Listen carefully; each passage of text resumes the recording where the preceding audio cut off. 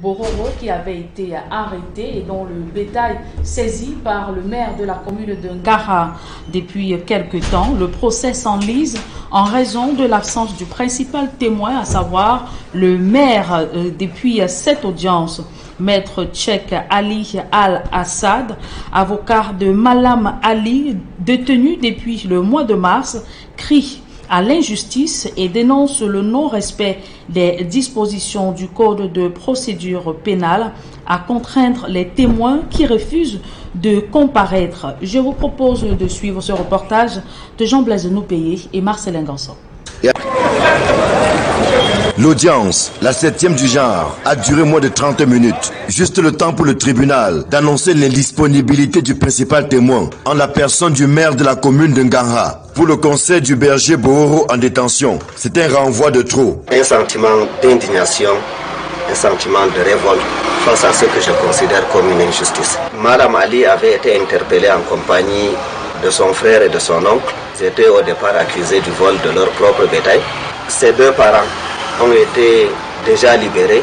Le tribunal a ordonné la restitution de leurs bœufs, tandis que Malam Ali continue d'être poursuivi pour vol et rébellion.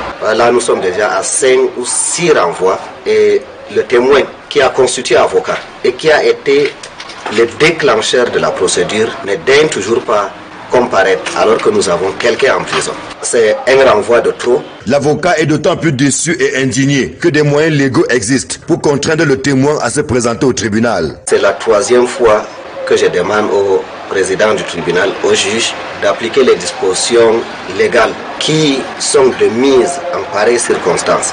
C'est-à-dire soit passer outre l'absence du témoin, soit émettre un mandat d'amener contre ces témoins qui refusent de comparaître. Ces multiples renvois et le refus de la mise en liberté provisoire constituent de graves violations des lois camerounaises, dont le préambule de la Constitution et le Code de procédure pénale, mais aussi du Pacte international relatif aux droits civils et politiques, lequel dispose à son article 9, alinéa 3, que tout individu arrêté ou détenu du chef d'une infraction pénale doit être traduit dans le plus court délai devant un juge ou une autre autorité habilitée par la loi à exercer des fonctions judiciaires et devra être jugé dans un délai raisonnable ou libéré.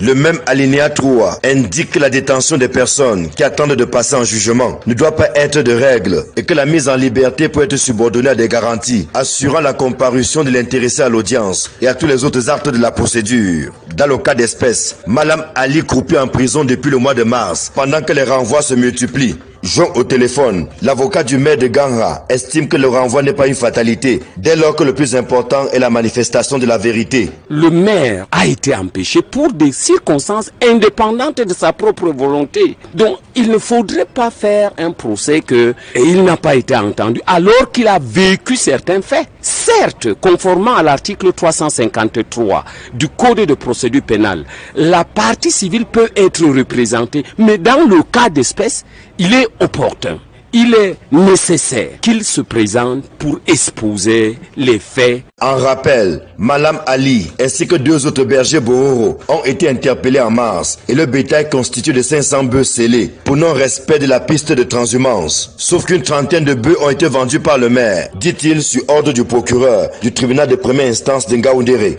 Le même maire accuse à son tour le berger détenu d'avoir récupéré 40 bœufs alors que ceux-ci étaient encore sous-scellés. D'où sa comparution devant le TPI de Ngaoundéré pour soupçon de vol et autres déclarations mensongères. De leur côté, les 2 éleveurs libérés, appuyés par l'association Boskouda et son président régional, Ousmane Biri, ont engagé une procédure pour faire libérer Malam Ali et obtenir réparation pour les bêtes vendues par le maire. L'affaire qui défraie la chronique en Ngaoundéré sera de nouveau inscrite au rôle de l'audience du 5 juillet prochain, en espérant que le principal témoin sera présent.